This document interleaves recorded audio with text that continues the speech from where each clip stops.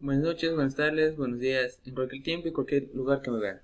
Aquí en Date un Relajo hablaremos un poco de la cultura chavín, una de las principales y más importantes culturas peruanas. Pero para entender esto es necesario preguntarnos qué fue Chavín. Y para entender qué fue Chavín es necesario entrar en contexto. Chavín ocurre en el horizonte temprano, también llamado periodo formativo. Fue una etapa en la cual se dieron las primeras manifestaciones de las altas culturas antiguas, abarcando varios aspectos como la cerámica y la agricultura, utilizando nuevos métodos de cosecha y un avance de la tecnología. Esta etapa también se caracterizó, ya que las culturas tenían un sistema de gobierno teocrático, teniendo un eje principal en la religión y siendo los sacerdotes los encargados de dirigir al pueblo utilizando esta religión. Gracias a esto también se crearon las clases sociales y la creación de la propiedad privada. Pero para hablar específicamente de Chavín, recordemos su duración de aproximadamente 1000 años, entre los 1500 a.C. hasta los 5500 a.C., compartiendo espacio con Paracas en esta etapa importante de la historia. También es necesario recordar su descubridor, que fue el gran Julio César Tello, el padre de la arqueología peruana, en 1919, y denominándola como cultura matriz del Perú, ya que en ese momento era la cultura más antigua encontrada. Lamentablemente, este título le fue quitado y otorgado a la cultura caral en 1997, ya que se demostró científicamente que era más antigua. Bueno, para seguir hablando de Chavín, se debe hablar un poco de su ubicación. Por su gran importancia no es de sorpresa que haya tenido tanto espacio recorrido, ya que se considera una cultura panperuana, es decir, teniendo gran territorio peruano a su alcance, ya que como se puede observar en la imagen, se extendió desde la Valleca hasta Ica por la costa y desde Cajamarca hasta Ayacucho por la sierra. Y teniendo también influencia en otras culturas, como se puede apreciar, los territorios de color amarillo fueron las partes influenciadas por Chavín comprobadas al 100%, y las partes de azul que no están comprobadas al 100%, pero que tienen algunas conexiones entre sí, entre la religión, su sistema de gobierno, su forma de agricultura y cerámicas.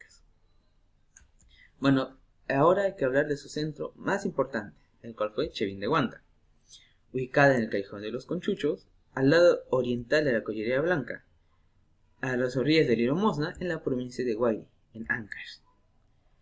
El Chavín de Huanta propicia de 3.150 metros sobre el nivel del mar, y esta abarca las regiones naturales de Quecha, Jalca y Puna.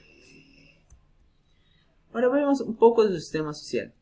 Como ya he dicho, el sistema social de esta época era teocrático, así que existía nobleza y pueblo. En este caso, la nobleza eran los sacerdotes y su mano derecha eran los artesanos o especialistas.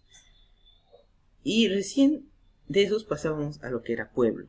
Naturalmente, gracias a esto se crearon su organización política, la cual consistía en 3 de estos aspectos: los sacerdotes, los artesanos y el pueblo. Los sacerdotes, siendo los más altos en este nivel, tenían grandes conocimientos de astronomía, hidráulica, mecánica hidráulica, agronomía, agricultura y cosecha.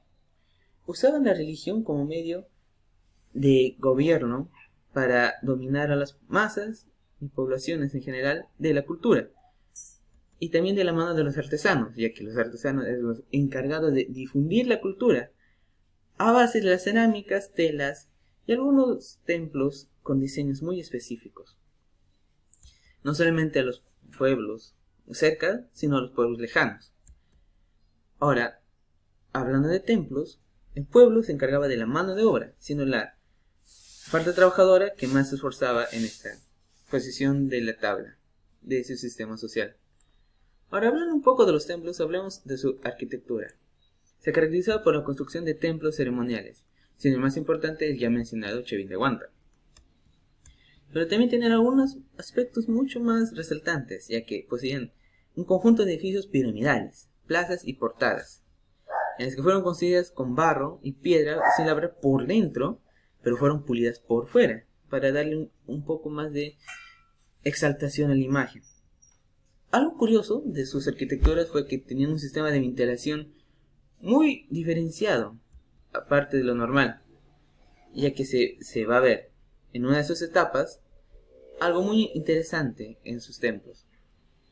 Hablando de las etapas, Chavin en su arquitectura tuvo dos etapas: etapa antigua o templo nuevo. Esta parte se caracterizó por poseer una forma de U, con dos brazos laterales y uno horizontal.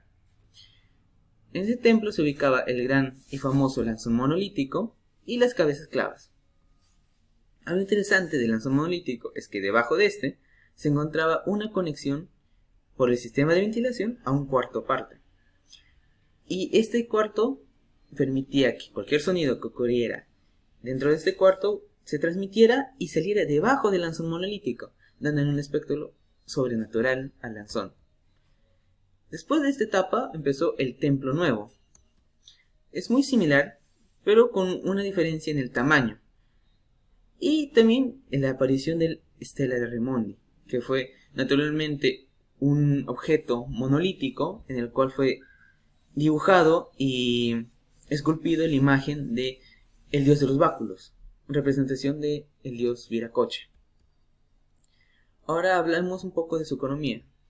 Chavin tenía alta presencia económica en la agricultura, la ganadería y también mucha presencia en los trueques comerciales con costeños y amazónicos, ya que recordemos que Chavin es de la parte sierra y para poder poseer y obtener nuevas ganancias y más territorio para poder abarcar es necesario el trueque y comercio con otras culturas que estaban presentes en aquel momento.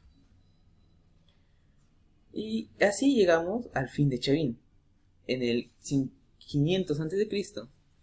se detectó que Chavin ya no estaba muy presente en el territorio peruano. Las causas no se saben al 100%. Algunos historiadores resaltan que una de las cosas más importantes fue que ocurrió una sequía en el 200 a.C. que hizo que los habitantes perdieran la fe en los dioses y tuvieran que ir a otros lugares a poder sobrevivir. Otros dicen que fue por las guerras y conflictos entre esta cultura y otras que predominaban en aquel momento.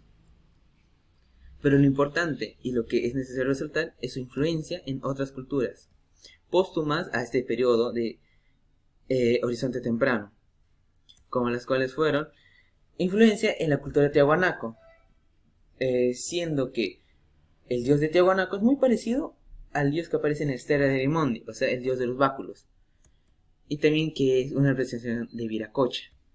Y en la cerámica de Mochica con una familiaridad entre sus formas y estilo de diseño.